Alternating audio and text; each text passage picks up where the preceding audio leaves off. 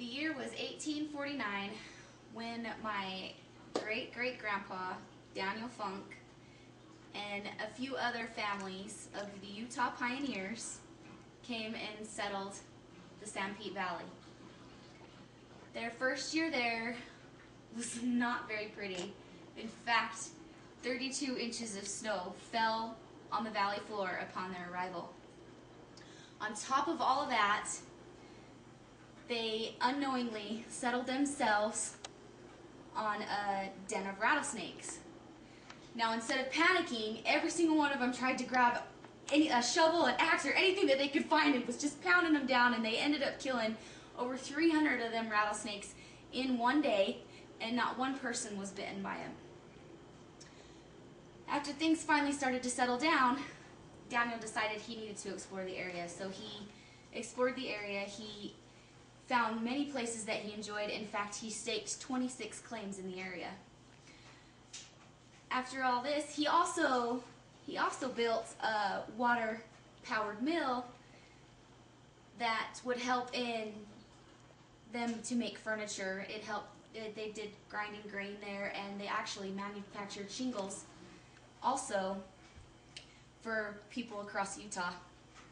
Well, he got an opportunity to go back up to Salt Lake for a while for a visit, and he visited the Great Salt Lake and a few other places, and that gave him an idea. He thought, well, this would be the best place down where in Sanpete where I could build a reservoir or a recreation site. And so he went back to Sanpete and started to explore where he would think would be the best place. Well, he came upon the 6 Mile Canyon, which is east of Sterling, and he visited the Aropine Indians winter campsite and thought this is going to be the best place for this. He thought long and hard and thought that the way that this could happen is if he built a dam and diverted the water to that area, he could for sure make this lake. Well, people around that area just laughed at him, thought, there's no way you're going to make that water go uphill. So he was thinking, well, I'll be able to do this. There's got to be a way. Well, time went on, and he didn't get to do what he wanted for the next 20 years because of the Black Hawk War and the Utah Indian War. So it all came to pause for a minute until about 1873, when everything settled. He was able to do what he was wanting to achieve.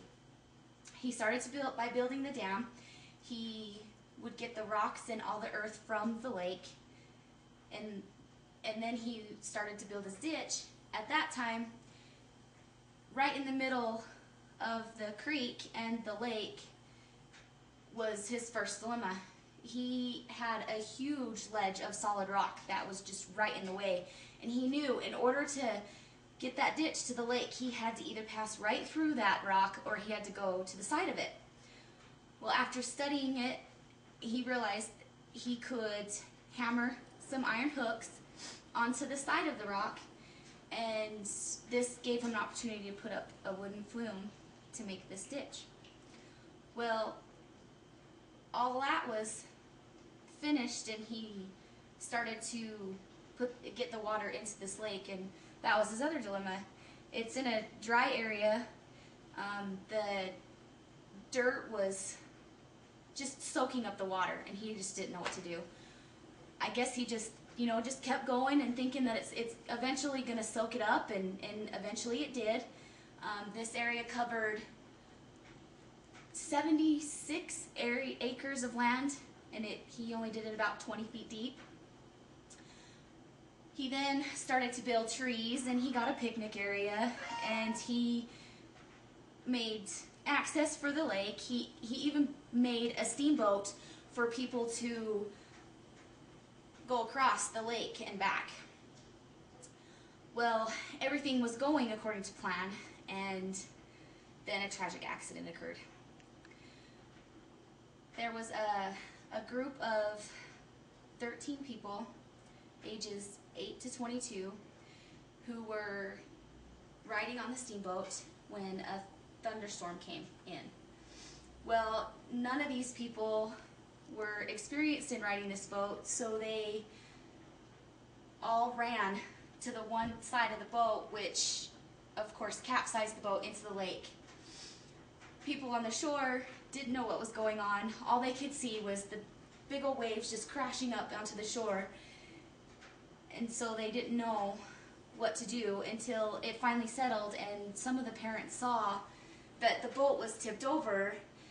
So of course, being a parent, some of these people just tried to, swim out to the boat and tried to save these people, and halfway there, the guy just realized, there's no way I can do it, and I better turn around. And he turned around just so he could save his own life. Well, after that occurred, many people decided they didn't want to go back to this area, but Daniel really wanted this to happen, so he worked on it for the rest of his life. He built a bigger steamboat. He built anything that people could do to bring people back, and finally things started to go okay. He started to build a house for his family when, on the way from Manti to the lake with a load of lumber, he died of a heart attack in 1888. After that, the lake was still a success even after his death, and soon became what is now known as the Palisades State Park in 1961.